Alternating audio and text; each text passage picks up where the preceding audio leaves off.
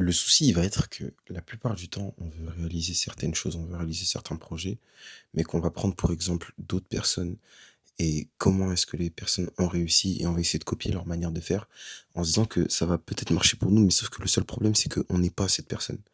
On n'est pas ces personnes-là et essayer de copier leur façon de faire, leur façon de parler, leur façon de se comporter, c'est pas la bonne solution. Et malheureusement, il faut comprendre qu'on peut s'en inspirer et prendre les choses qui nous paraissent bonnes, mais on ne peut pas recopier et espérer avoir les mêmes résultats, c'est absolument pas possible.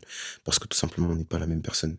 Tu auras beau vouloir essayer de copier une personne en te disant j'essaie de faire les mêmes choses comme elle l'a fait, réaliser la même chose de la même façon, parler pareil, etc., réaliser les mêmes événements et tout. Mais sache que si tu n'es pas la personne, tu ne pourras pas retranscrire la même chose parce que tu n'as pas la même énergie, tout simplement. Et souvent, on veut essayer de se dire, purée, ce que la personne fait, c'est trop stylé. Mais la personne est dans son délire. Et il faut juste se dire que nous, en tant que personne, on a aussi notre propre délire, on a aussi nos propres choses à apporter et que parfois il faut arrêter de trop regarder à ce qui se passe autour de nous, mais regarder à ce que toi tu peux faire et regarder à ce que toi tu es capable d'apporter. Et la, la chose qu'il faut s'enlever de la tête, c'est se dire que on est obligé d'être des caméléons, de copier ce que les autres font pour pouvoir réussir. Mais sachez une chose, c'est que tu es capable de réussir. On est capable de réussir en partant de choses qui viennent de nous-mêmes. On est des personnes à part entière et des personnes qui sont totalement uniques. On a des parcours qui sont différents, on vit des choses qui sont différentes, des expériences qui sont les unes plus belles que les autres et ça fait partie de notre histoire et de notre parcours. Et il faut réussir à prendre ces choses-là pour créer son propre truc, sa propre histoire, son truc différent. Et ne pas se dire que, ouais, parce que je crée quelque chose et que c'est différent de ce que font les autres, que c'est nul. C'est pas nul. C'est juste que c'est différent et que ça te ressemble à toi. Et souvent, ce qui se passe derrière ça, c'est qu'on se dit que on n'est pas assez bien ou pas assez ceci. Mais souvent, quand on pense comme ça amène de la procrastination parce que en essayant de copier les autres et d'essayant de faire comme les autres, tu auras l'impression de faire comme si tu portais une charge. Je saurais pas comment expliquer, mais moi, une fois, j'ai déjà essayé de faire ça dans mes projets, d'essayer de copier les gens en se disant, OK, un tel, il a une marque de vêtements, il a fait ta, ta, ta, il a fait ça comme produit, ça marche super bien. Moi aussi, je vais reprendre la même chose, moi aussi, je vais reprendre les mêmes idées. Sauf que le problème, c'est que t'arrives pas à faire la même chose, ou t'arrives pas à avoir le même résultat. Tout simplement parce que ça vient pas de toi et que c'est pas toi. Et moi, j'ai essayé de faire ça, mais comme c'était pas moi, ça marche pas. Et une fois que j'ai décidé de me dire, OK, Emmanuel, qu'est-ce que t'aimes? Qu'est-ce que t'as envie de réaliser? Qu'est-ce que t'as envie de faire? Bah là, les idées, elles viennent directement. Et ça marche parce que bah, ça vient de moi. Ça marche parce que c'est mon énergie, c'est mes idées. Et je sais que tel truc, je peux le modifier comme ça. Et que personne d'autre ne pourra le faire pareil parce que c'est ma tête et qu'on est des personnes uniques, tout simplement. Donc, il faut vraiment sortir de cette idée que on est des personnes qui ne peuvent rien créer, qu'on doit tout le temps copier, copier, copier ce que font les autres. C'est pas vrai. On n'est pas obligé de tout le temps copier. On peut des fois, regarder, s'inspirer, se dire: «OK, ce que lui, il a fait, c'est hyper bien, c'est génial, ce qu'elle, elle a fait, c'est super cool». Mais dans ce qu'il a pris et ce qu'il a fait, comment je pourrais transformer ça à ma sauce, à ma manière? Tu vois ou pas? Et c'est ça la nuance et souvent, là, j'ai parlé de procrastination, mais je vous assure que quand tu essayes de faire quelque chose qui ne te ressemble pas et qui ne t'est pas destiné, tu auras bien beau faire tous les efforts que tu veux, remuer ciel et terre. Vraiment faire tous les efforts, tout ce que tu veux, à un moment ou à un autre, tu arriveras pas à produire. À un moment ou à un autre, tu arriveras pas à créer parce que, bah, c'est pas naturel, en fait. C'est tout simplement ça, c'est que c'est pas naturel et comme ça vient pas de toi, bah, tout de suite, ça te demande un effort, ça te demande un effort de réflexion, ça te demande, un effort, mental du coup, ça te demande un effort aussi émotionnel parce que tu dois porter, les idées de quelqu'un d'autre, un vent qui te vient de d'autre part. Mais juste dites-vous une chose, c'est que si on est des êtres à part entière et si on est des personnes totalement uniques, il faut comprendre pourquoi et il faut pas avoir peur d'expérimenter certains domaines ou certaines choses juste parce que non, les autres n'ont pas fait ça, juste parce que pour l'instant personne n'a fait ça, ça n'a pas marché, ou peut-être parce que ça prend moins de visibilité. Il faut juste que dire que, ok, peut-être que ce que je vais faire va prendre moins de visibilité, peut-être que ça aura moins d'impact. Attention, la visibilité et l'impact, c'est pas la même chose. C'est pas parce que quelque chose est beaucoup visible que ça a beaucoup d'impact. Il faut faire attention. Et juste se dire que, OK, peut-être qu'une personne a 100 000 abonnés et qui a fait, je sais pas du coup 100 000 vues ou 100 000 personnes qui la suivent, mais peut-être que toi, tu en auras que 10 000 ou tu en auras que 5 000, mais à travers ces 5 000 là, ils seront très fortement impactés et ils suivront ce que tu fais. Et ça sera 5 000 personnes qui te pousseront et qui te donneront la force. Et moi, je l'ai toujours dit, moi, dans mes projets, je ne le fais pas pour l'argent pour les gens qui te suivent, et cetera, parce que ça sert à rien. C'est des gens qui sont fantômes, et il faut juste se dire que de la même manière que les gens, c'est des fantômes, ils viennent, ils repartent, de la même manière que l'argent, ça vient, ça part, c'est un flux. Donc il faut se dire que il faut vraiment le faire avec le cœur, et à chaque fois que tu réalises quelque chose, quand tu le fais avec le cœur et que les gens voient le cœur qu'il y a derrière, voient l'humain qu'il y a derrière, ça change tout parce que les gens, ils s'accrochent à toi et les gens, ils suivent ce que tu fais, et toi-même, tu verras que tu prendras beaucoup plus de plaisir à le faire. Alors, je sais pas si ça parlera à quelqu'un, si c'est peut-être dans un projet, dans peu importe, mais juste dans la vie, n'essayez jamais d'être des caméléons, n'essayez jamais de prendre le parcours des gens. Je sais que c'est pas simple, que surtout quand on arrive dans un âge où tu arrives dans la vingtaine, ou même pour les plus jeunes, ou même pour un peu les plus vieux. Enfin, tu arrives dans un âge où tu es constamment en train de te chercher.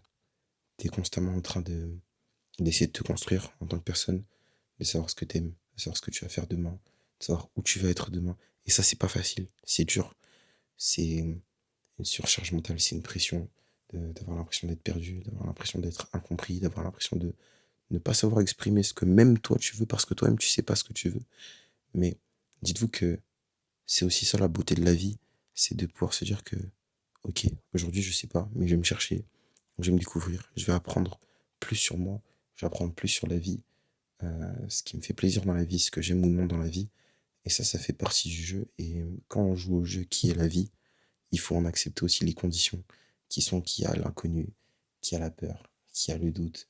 Euh, Toutes ces choses-là, il faut les prendre et il faut les embrasser dans le sens où c'est pas un fardeau, c'est pas quelque chose de forcément négatif, mais au contraire, ça doit nous stimuler dans le sens où on se doit se dire: «OK, mais il y a tout ça, mais ça rajoute une touche de mystère, ça rajoute une touche de si tout était simple, il y aurait pas de réel enjeu», tu vois? Et moi, je suis content aujourd'hui, je reprends encore une fois ma propre expérience parce que forcément, je parle sur base de ce que je vis, je vais pas parler sur base de ce que je ne vis pas, mais quand tu acceptes tous ces paramètres du jeu et que tu acceptes réellement de parfois marcher dans l'insécurité, parfois de marcher dans hem, le flou, en te disant: «Bah, OK, je vais dans une route qui me plaît. Je sais pas ce que je vais trouver sur la route, je sais pas comment ça va se passer, mais je sais que c'est ça que j'ai envie de faire», et même si les gens autour de toi ne comprennent pas, même si ta famille autour de toi ne te comprennent pas, bah, peut-être que ça va durer un temps, peut-être que ça va durer quelques mois, 1 an, 2 ans, et cetera. Mais au bout d'un moment, tu auras pris l'expérience sur ce chemin qui est le tien et sur ce chemin que toi-même, toi seul, tu as emprunté. Et que personne ne connaît les hauts et les bas que tu as vécu sur ce chemin. Et à partir de ça, tu pourras te dire: «OK, la vie m'a enseigné ça, j'ai appris ça. Maintenant, qu'est-ce que je peux en ressortir? Et quelle personne je suis en train de devenir? Et surtout, quelle personne j'ai envie de devenir? Est-ce que ce chemin me correspond encore? Est-ce que j'ai toujours envie de marcher dans ça?»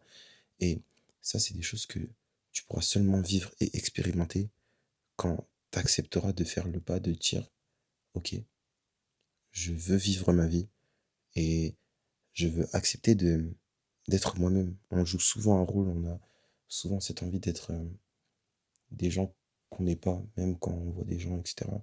«Ah, qu'est-ce que tu fais?» et cetera. Tu commences à te dire: «Bah, comment est-ce que la personne va te voir?» Mais c'est pas comment est-ce que la personne va te voir, mais c'est comment est-ce que toi tu te vois et comment est-ce que tu as envie de te voir. Et je pense que on doit remettre notre propre regard sur nous-mêmes à sa première place.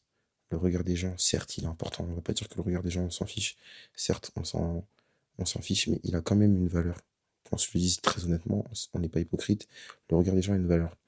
Mais maintenant, est-ce que le regard des gens est au-dessus de ton regard sur ta propre vie? Ou est-ce que toi-même, tu te dis, je suis un humain à part entière, j'ai ma vie, et mon regard compte plus que celui des autres? Je pense que c'est ça. Et derrière cette notion de on s'en fout du regard des gens, c'est plutôt remettre les choses à leur place et dans leur ordre. Je pense que ça serait très important. En tout cas, prenez soin de vous, réalisez les choses que vous avez envie de faire, même si des fois vous paraissez incompris, même si des fois c'est compliqué, même si des fois c'est dur. Mais dites-vous tout simplement que vous êtes en train de vivre votre propre expérience, votre propre histoire. Personne ne pourra la copier, personne ne pourra vous enlever le mérite de le vivre. Et que même si les gens ne le comprennent pas, c'est normal. On n'a pas tous la même vie, pas tous les mêmes expériences, pas tous les mêmes ambitions. Et dites-vous simplement que tant que vous, ça vous plaît et que vous êtes heureux dans ce que vous êtes en train de faire, en ayant un peu de jugeote et un peu de conscience, sans non plus aller dans les choses en étant, en étant borné, parce que si ça fonctionne pas, au bout d'un moment, il faut savoir s'arrêter. Mais se dire que voilà, il faut essayer. Il faut savoir s'écouter et savoir se donner les moyens, très important. Souvent, on veut des choses, mais on se donne pas totalement les moyens. On se dit que j'ai envie de réaliser ça, j'ai envie d'aller là, et cetera. Mais est-ce qu'on travaille réellement pour se donner les moyens? On passe plus de temps à consommer sur notre téléphone, à consommer sur TikTok, à voir la vie des gens et se dire: «Ah, j'aimerais tellement avoir cette vie». Mais est-ce que nous, on se lève et on se dit: «OK, si je veux cette vie-là, si je veux avancer comme ça, qu'est-ce que je dois mettre en place?» Et poser des actes réels. C'est ça la chose la plus importante, c'est poser des actes. Il y a que les actes qui te permettent de mettre ta vie en mouvement. Si tu veux que ta vie, elle avance, si tu veux que ta vie, elle bouge, bah, là, je viens d'évoquer 2 verbes, c'est d'avancer et de bouger. Mais pour ça, il faut poser des actions. Il faut pas simplement regarder, il faut pas simplement observer. Il faut pas être un spectateur de sa vie. Il faut réellement être acteur de sa propre vie. C'est ça le plus important. Soyons des acteurs de notre propre vie. Bref, sur ce, c'était Emmanuel, votre frère enfant béni. Prenez soin de vous. Que du love. Big love.